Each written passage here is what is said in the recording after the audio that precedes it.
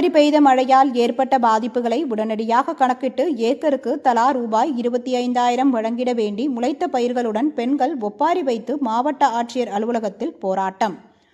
கடலாடி தாலுகாவில் மழையால் பாதிக்கப்பட்ட விவசாயிகளுக்கு உரிய இழப்பீடு வழங்கிட கோரி தமிழ்நாடு வைகை விவசாயிகள் சங்கம் மற்றும் பாதிக்கப்பட்ட விவசாயிகள் மாவட்ட ஆட்சியர் அலுவலகத்தில் மீண்டும் முளைத்த நெல்மணிகள் மற்றும் பாதிக்கப்பட்ட பயிர்களை கொட்டி ஒப்பாரி வைத்து போராட்டத்தில் ஈடுபட்டதால் பரபரப்பு. ராமநாதபுரம் மாவட்டம் கடலாடி வட்டத்தில் பேய்குளம், சிக்கல் சிறைக்குளம், பி. கிரேந்தை, கொத்தங்குளம், தனிச்சியம் உள்ளிட்ட ஊராட்சிகளுக்கு உட்பட்ட கிராமங்களில் இந்த ஆண்டு 15,000 ஹெக்டரில் சம்பா பருவ சாகுபடி செய்தனர். இந்நிலையில் பருவம் தவறி பெய்த மழையின் காரணமாக சம்பா விவசாயம் பாதிக்கப்பட்டதை அடுத்து மீண்டும் விவசாயிகள் இரண்டாவது முறையாக சம்பா சாகுபடி தொடங்கினர். இதையடுத்து வட்டிக்கு பணம் வாங்கி விவசாயம் செய்த விவசாயிகளுக்கு நெல்மணிகள் நன்றாக முளைத்து அறுவடைக்கு தயாராக இருந்தது.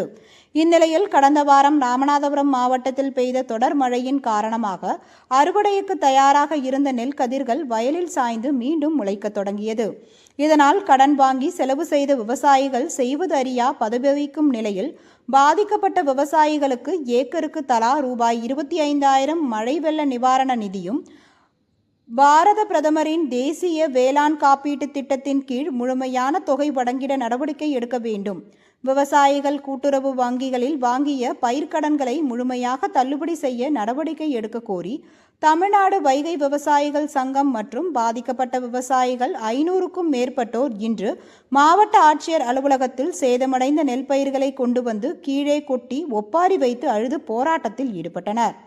அழுகிய பயிர்களை கண்டு பெண்கள் கண்ணீர் விட்டு கதறி ஒப்பாரி வைத்து அழுதது அனைவரையும் வேதனையடைய செய்தது.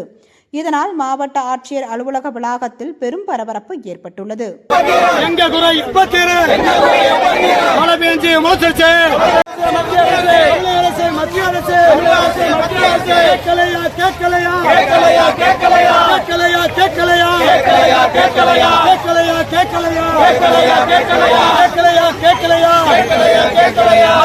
தமிழக அரசு